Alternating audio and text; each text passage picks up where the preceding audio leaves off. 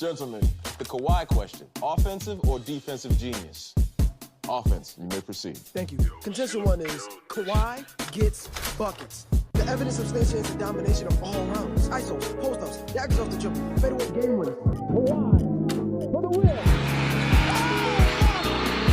Contention two. Check the points and check the points again. Defense. The floor is yours. Contrary to the offensive rhetoric, it's a quiet storm's lockdown D that towers supreme, which has led the league in steals and defensive rating. It falls like a supernova black hole, a shutdown corner, for a game-on-two paradox with that silences the entire team. But the man is a game-winning dagger after game-winning dagger. But he has more steals than fouls. Yeah, but it's the threes that he makes that make the coaches think he runs on anti. He's the reigning two-time defensive player of the year. But his dunks, though? He's everywhere on the court. But his dunks, Gentlemen. Consider a hypothetical question. Could Kawhi get buckets on Kawhi? Of course he could get buckets on Kawhi. No, he cannot. He can get buckets in any. Good day, ladies and gentlemen. Welcome to an episode of Ball Talk. Honestly, did not even want to make this video considering how bad the news was about Jimmy Butler. Jimmy Butler is now out for essentially a year, which would be, he's out for the rest of this season. Maybe he makes it back this time next season. Hopefully he's 100% whenever he returns. But this, in the last 16 games, the Warriors have been 11-4. I think 12-4. Yeah, including the game he got injured. And it's like, now you're finally picking up steam. You're finally a comfortable amount of games above 500. Trying to keep building on that lead. Every game you have going forward is winnable. And then it just goes up in smoke, essentially. Now, Jimmy's probably, if he gets traded, he's never going to play for this team again. And his career would have ended on an injury.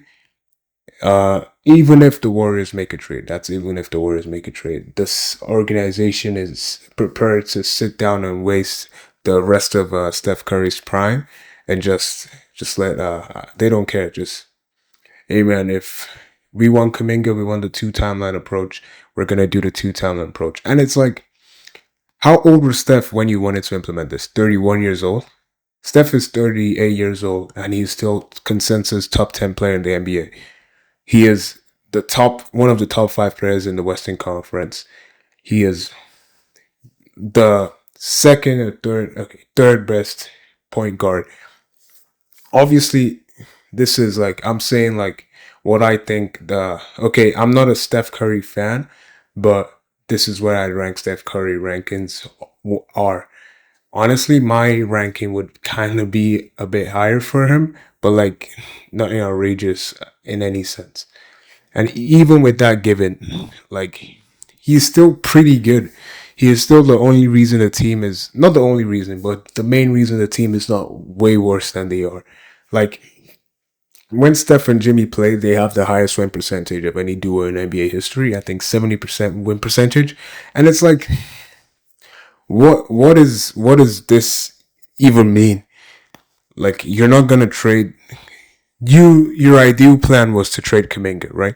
Because Steve Kerr did not want Kuminga. You got Kuminga regardless of his opinion. He doesn't get playtime. When he does get playtime, he doesn't show what Steve Kerr wants.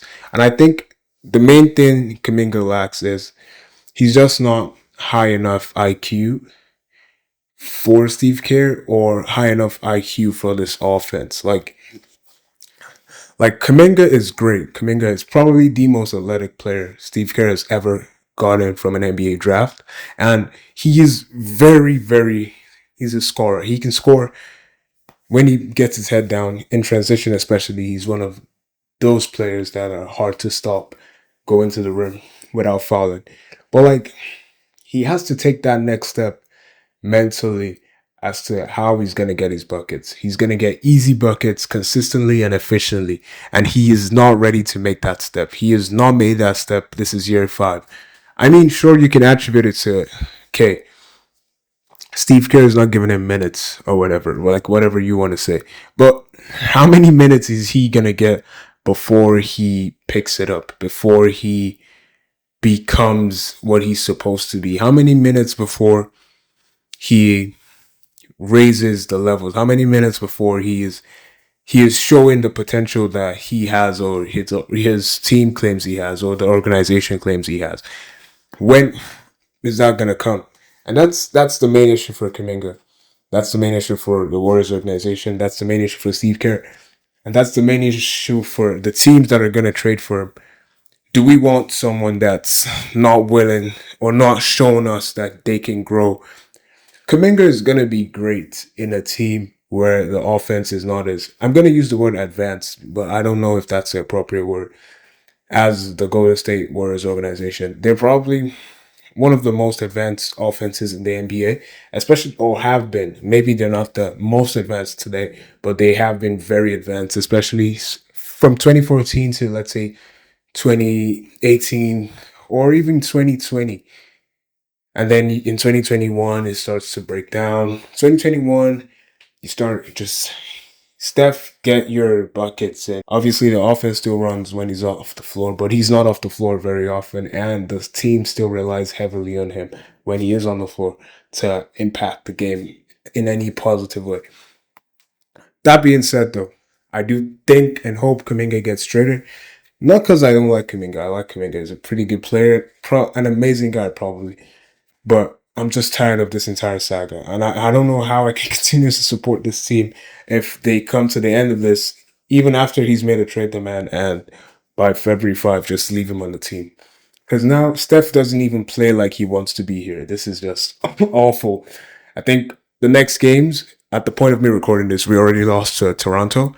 So the next games are going to be against some of the best defensive teams in the NBA. Not necessarily the best scoring teams, but our entire offense is incapacitated when 30 is not on the floor. So it is what it is. But yeah, that being said, though, Victor Wembanyama has gone bald. Like, you need to understand when players take that next step, like MJ, Kobe especially, came back, I think, in 2009. Skinned his head, and now he's getting to work. He's giving you some of the best playoff runs you've seen from a shooting guard since Michael Jordan, who did cut his hair. Like, when he had like that low cut or whatever he had going on, yeah, he was cool and all, he was good, but like, he didn't become three-peat Mike. I'm back, Mike. 45, Mike. I played baseball, come back from retirement, win 3 again, Mike. Till he cut his hair. Obviously, he was probably balding. Same with Ramon James. Like, obviously his peak was in Miami, but he was already pretty deficient in hair, and he started to wear the headband. But like, you need to understand, if you're not bald, like, you're a 19, he's on 19, 20 to 22-year-old guy. I think he's 21 or 22. And you're not balding in any way. You just say, like, screw it, I'm gonna go bald. I want a clean cut. Like, that is not something people that are in a normal mind space do. Like, he's just gonna go ballistic. I think he's gonna lock in now and give you the best of Wemby. And that's what's, like, impressively more scary, right? Steph and LeBron, obviously, like, they've cemented their place in the NBA, in the Hall of Fame, in history. They are probably the 2 players, and Kevin Durant, there are 3 players that are going to be remembered in this era forever. Like, this era is going to stand out, and you're going to hear those 3 names every time. But the new players like SGA, even having won his chip, is probably going to have to run into Wemby and the Spurs over and over and over again because of how good Wemby is. Wemby, since going bald, I think he's averaging like upwards of 37 points per game. Per 37. Again, I'm not too sure, but the stats should be on screen. He is immensely talented, and then he's now hyper-focused, hyper-calm, and he's present. Kobe Bryant did an interview about Steph, I think in 2014, 15, or 16, one of those last 3 years before he retired, or shortly after he retired. I don't remember when, but I remember the video's contents being one of the big things he praises Steph for is Steph's ability to remain in the moment, to remain calm. And like, I think that's how Wemby sees the game. Next play, I missed a shot, I go off by score, Like, obviously you get hype in the moment, and obviously you don't like missing shots, but it doesn't matter if he makes or misses. The outcome of the shot does not affect his tendency to shoot again, doesn't affect his tendency to pass again, doesn't affect his tendency to make the right plays over and over. That's just something you can't teach. I think it comes to you with time and experience, or you just have it straight out the box. However you get it, it's better you get it than not. And that is something that Wemby, I think, has mastered and is going to be a big problem for the rest of the NBA going forward. Alongside Wemby, though, we still do have like Jamal Murray.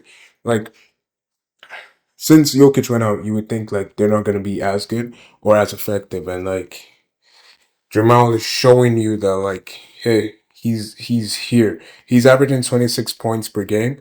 I think since Jokic went out, I think he's averaging upwards of 27. But it doesn't matter. Like, it's more or less the same range. And then you have the Brooklyn Nets. I was gonna give MPJ his flowers, but then yesterday they scored 66 points. As alongside yesterday, the Hornets and Cavs had one of the worst shooting games in NBA history. Like, the Cavs shot 39% from the field and 20% from three. Couldn't even shoot 80% from the free throw line, 75. The Hornets shot 34% from three, 17% from 37% from three from the field, 17% from three, and 72 from the free throw line. Like, this is insane. Obviously, like, the Ball brothers did have their fun at the end of the game, but like, LaMelo shot like garbage. He shot 6.7%, like 1 for 15, 0 for 10 from the field, from the three, and obviously didn't get to the free throw line. But he did have 7 assists though. And then I think our best player last night as well was, the MVP SGA, easy money. When he's not getting to the free throw line and he's scoring at a higher level, I think his perception, especially if you're watching him, changes. The issue I think a lot of people have is the clips they see, especially if they don't watch SGA, is the clips you see of SGA foul baiting are bad clips. Like, in those clips, there is no argument to why he's not foul. Like, he's foul baiting in those clips, right? But because that's all you see, the assumption becomes Shai lives at the line. Shai is a foul baiter. Shai is bad for the game or whatever. And like, people convince themselves that that makes him a worse basketball player, but unfortunately, however you like it or not, being able to get to the free throw line is part of ethical basketball. It's part of basketball. And basketball requires you to find ways to not only beat the game, but cheat the game. And that's what he's capable and able to do. The Bucks are also garbage though. And I think Giannis has to request a trade. He keeps going back and forth like this is a game or whatever. Just call for the trade and they're going to trade you. Because you're probably the most in-demand player in the NBA if you went on the trade block yourself. But yeah, aside that, I think we have Jaylen Brown has been suspicious is the wrong word, heavily improved and surprising breath of fresh air for the Celtics organization. When JT went out, I did not think they were going to not make the playoffs because it's the East at the end of the day, but I did not think they were going to be this high a seed or even win this many games that they have at this point in the season, and a lot of it is attributed to Jaylen Brown and his effectiveness for the team. But honestly, that's where I stand. If you enjoyed today's video, thank you for watching and have a great rest of your day. Thank you again, and God bless.